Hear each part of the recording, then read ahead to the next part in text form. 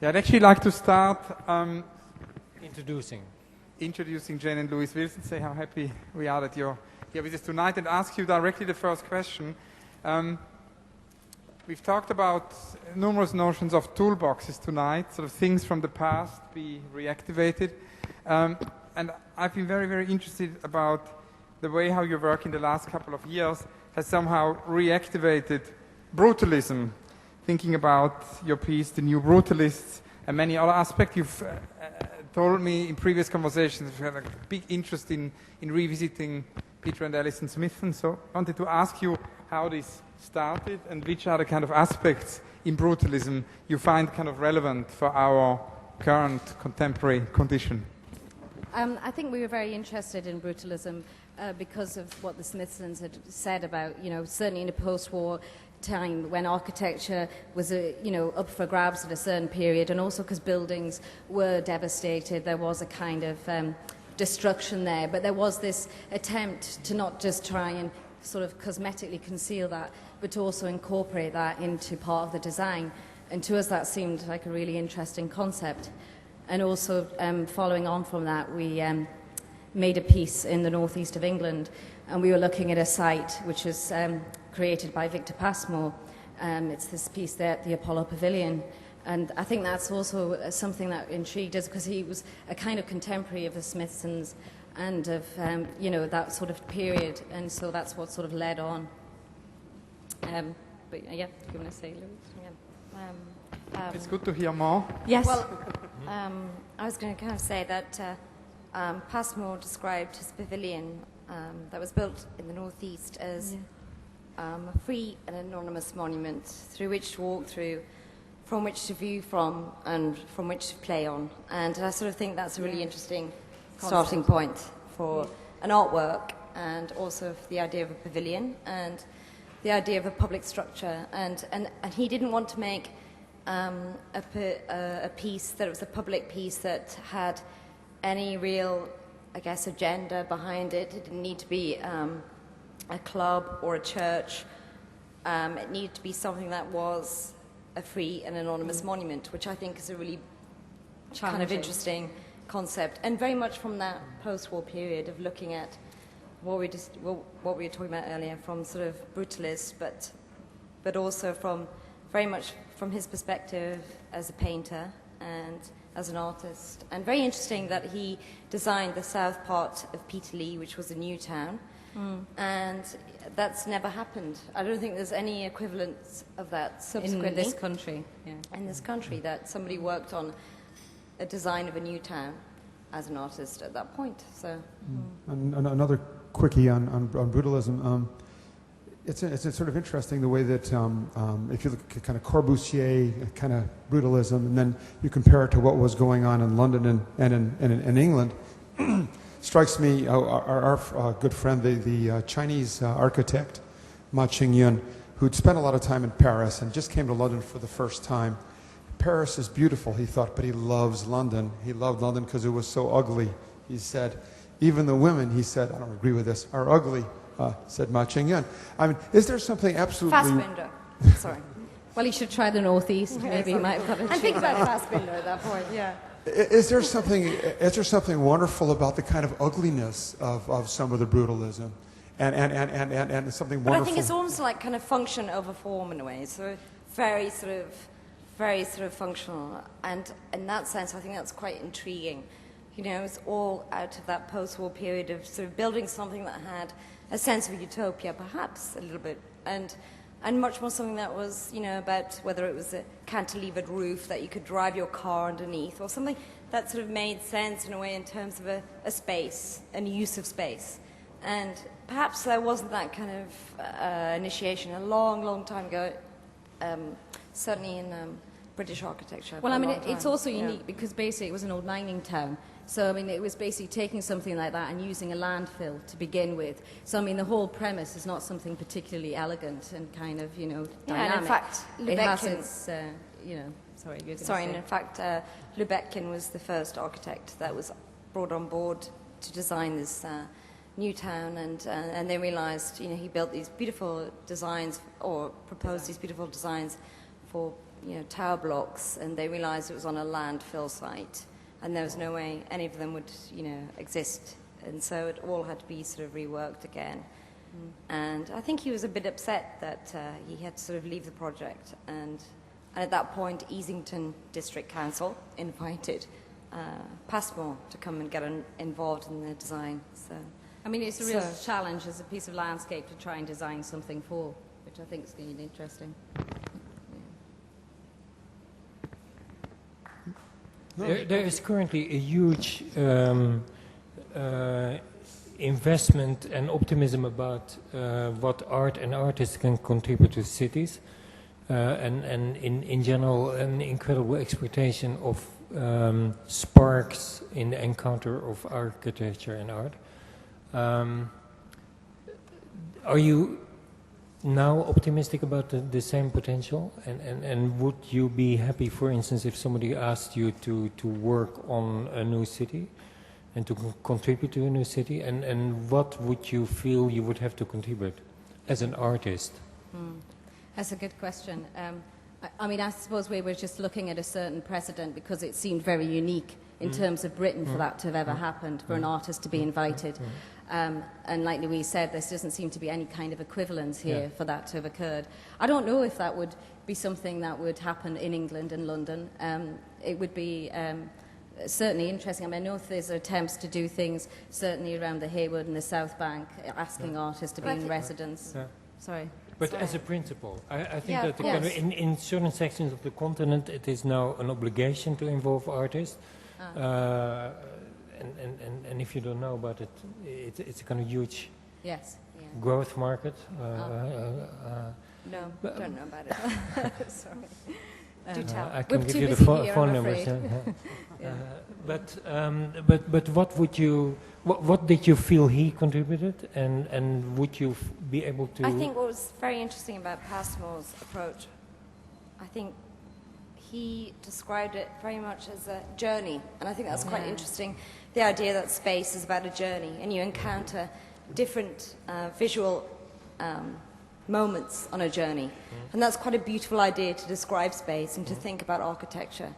And it's almost a filmic idea as well, and I think that for me would be a lot more interesting to think about any involvement and something, perhaps on that level would be about that sense of Duration. and duration. Yeah. I think also because we often create installations or video installations which have that embedded within them anyway, so it's something about space reflecting that. I think it's a very interesting issue. I mean, it obviously leads to the question also of production of reality, and you've used a lot of those architectural sort of spaces, actually not so much to document them, but it's almost like you make invisible cities visible, thinking about your Stasi City and things like that. But obviously the question is, when Rem asks about this sort of production of reality, leads also to your maybe unrealized projects or your own utopias. And I was somehow wondering if you had any kind of project which so far has not happened yet, which has been too big to be realized, too small to be realized, censored, all kinds of possibilities. Yes, well, we have had some projects that have been probably too ambitious to realise. Certainly there was discussions to do something in Lincoln Plaza that we were going to do last year around this site, Governor's Island. So that's obviously something that was difficult because citing something publicly and also the nature of the medium of the way that we work is something that really does have a kind of inherent conundrum to it. So that's something that you often have to kind of work with, and often, you do find that you can't realise the things that you'd like to realise. You've done this work in New Zealand last year, was it? That's right, yeah. And it's interesting. If you go back to when say 25 or 30 years ago, London was an imperial city. The empire has broken up. One thing about London is it's kind of a post-imperial city in a way. This work that you guys are doing in New Zealand had to do with empire, had to do with this. What could you just say something about that? They were abandoned, or well, I think one probably sort of being in New abandoned Zealand. space. Yeah, being in New Zealand, I think being in the South Island, I mean, it's very strange because you travel so. Yeah, it is very beautiful, but you also feel like it's very familiar. which is not what you're expecting. You know, you travel so far and then you come somewhere where, you know, Dunedin is Gaelic for Edinburgh. It was modelled on the town plan of Edinburgh. And all south-facing. Yeah, unfortunately, it was the wrong hemisphere, but never mind. But anyway, but it's a bit All dark there. south-facing, yeah. But you know, but there was still that idea to carry a template forward of what was obviously the colonies. You know, what was the empire, as you just said. And so it was very interesting to see that like, this history still visible there. You know, certainly these hospitals that we filmed in had a, you know, still this panopticon structure, which I don't think really was existed in this country for over 50 odd years. Maybe they would have seen something like that. And so that was really interesting to see. Portrait of the Queen in this kind of panopticon hospital was kind of very you know, it's like something that Sort had of lost in time. Colonial, in a way, Yeah. perhaps. Yeah, and that was curious. And also just the proliferation of sanatoriums in the South Island. It seemed an Very awful small lot. population and a lot of sanatoriums. Yeah, a lot of Yeah, sanatoriums.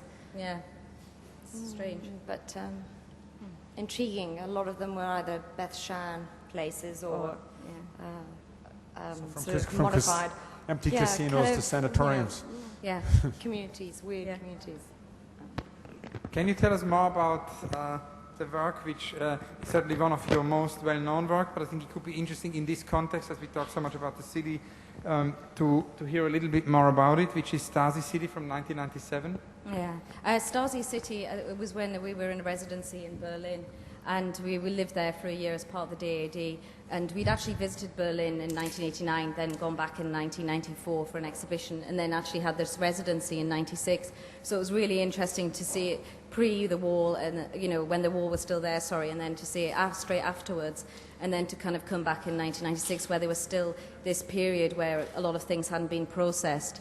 And to travel out to Marzahn and to visit Hohenschönhausen, which was the former Stasi prison, was very strange, because actually what you realised was it was at the end of a suburban street, and it was the journalists who found it, who nicknamed it Stasi City, because around the walled exterior inside there was a Stasi motel, there was the phone tapping services, there was a hospital, there was the prison, so there was all of these other elements, but they were actually all kind of cushioned at the end of this very benign sort of suburban street, which seemed really kind of quite sinister, I guess.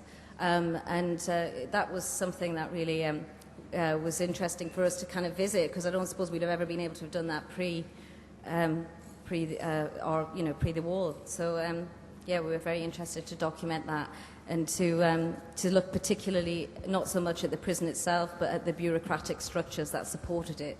So specifically the interview corridors, specifically the rooms around it where the hospital was, basically where all of the bureaucratic life was, not the actual prison itself.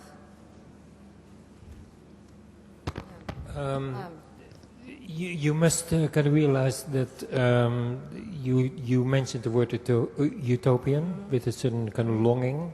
There was still Perhaps, some kind of utopia in the air then after the war. Yeah. But you realize that you're talking about utopias in every case, and that kind of many of them are much more sinister. Sure. Yeah. So what is your relationship, and what is your relationship with the dark? I don't know. I mean, I'd probably like to ask you that question. I mean, having designed the television tower in China and just understanding the sort of censorship that is around some of those, some of those kind of institutions, how that would feel, because there is a darkness to some elements of... To some? Well, I mean, there's a darkness. I mean, we were saying about the Stasi, but I was just saying now, actually, as it is now, there is also that control that's exerted. So it's implicit in some buildings already that are happening right now. Yeah. And we were also talking about it kind of earlier, I don't know whether you were here, about the kind of the way London is turned more and more in a kind of completely observed, kind of seamless, policed environment. Yeah, sorry, I didn't hear that. We weren't here earlier, but I was just wondering, because you asked about that darkness, so I just wondered what your feelings were as well about that kind of sort of dystopia, really. I think it's too early to say that China is a dystopia. Right. And I think we are working in a kind of situation that we know has a lot of problematic aspects. Mm-hmm. But we also believe that the building we're doing there has a certain potential in diminishing the negative and a certain potential also to actually kind of focus the attention on media in a way which will make it unsustainable to continue the current practices. You mean like it's more transparency to it or something? It's not only more transparent, but I think that the kind of attention it will kind of draw to itself will make it almost impossible to, and there are signs already of that kind of happening. There is, for instance, a new 24-hour English channel in China, and I think that in itself is such an inevitable connection to the outside world that it has in itself introduced a series of modernizations that I think the building will encourage. So utopia. So No, good. So Jane and I actually named the last piece that we did, the New Zealand project, called Erewhon, and it was based on a book that was written by a writer called Samuel Butler, and it was written in 1879. Excuse me. And it was about this idea of utopia, but it's a satirical novel, and it ends up being about a dystopia, and in fact it's about these people called the Erewhonians, and illness is almost a kind of sort of illness is a big sort of defeat in this new idea of utopia. You get put in prison. And people get put in prison for being poorly, and so we are very intrigued about this sort of thought of of the idea of a sort of British person arriving in New Zealand, which was, I guess, at that point, an idea of an idyll, and of course it's much more benign than one imagines. But well, it's not as benign as you think. Sorry, it is. exactly wrong use. But so to kind of back deal to with that. Yeah. Exactly. Maybe one very last question about improvisation. When you do such a film as you did it in Berlin or New Zealand, what's the kind of role of improvisation? We spoke earlier tonight with Ken Loach, and he sort of talked about the role of improvisation in his films. I was wondering, what's the role of improvisation in your films? I would say all. Yeah, I think all improvisation. I think certainly massively all. Definitely. Yeah, I think you have to kind of respond as well to like sort of hidden things that you want to reveal, which is kind of what we did in Stasi City, I suppose. And so you're aware that it's very hit and miss. Yeah, you couldn't really ask someone to come and stand in between that concealed doorway, in between those two interview rooms, and sort of open the door. It's something you have to improvise. I think it has to be there, and I think it's about an engagement of a period of time. Yeah, and I think. Improvisation comes from being comfortable with something and from being familiar with something. So, I think... But you've got to immerse yourself to feel that and what makes that engagement, and that's what makes for, hopefully, a level of improvisation. Yeah. Thank you. Many thanks. One more question. Rem has a question. Last question from Rem. And it's kind of, in a certain way, a preparation for a question we'll use later. Later we'll be talking to Gilbert and George. Right. Two artists that work together. In addition to being two artists, you're also two sisters. What twins. Fascinates me is does making as a team make your work more consistent, more intelligent, more coherent? I think we work... Because it seems to, kind of incredibly difficult to create a kind of opening between the two, or to wedge the two, to create some kind of separation. I think that working as a team must have enormous advantages in developing the narrative of your career. Does it work like that? I'm sure that's something that you're very comfortable with. Otherwise, you wouldn't be. It wouldn't be something that would come as easily as it does. But it's not something that is an absolute dream to always do. I mean, you're very conscious that you have a dialogue, and I think you exist in a dialogue. But I think you work in film, and you work in a bigger dialogue, and you work in architecture, and you also work in a bigger dialogue. Yes, so you are. And so I do think there is that sort of sense that there is something that is you necessitate somebody else, and you necessitate other people that are involved in the project that you're working with. And I think it's a collaborative project. Yeah. And I think what we all do is kind of collaborative. And perhaps it's on that level, I think, in a way. Yeah. Great. Thank you. Many thanks.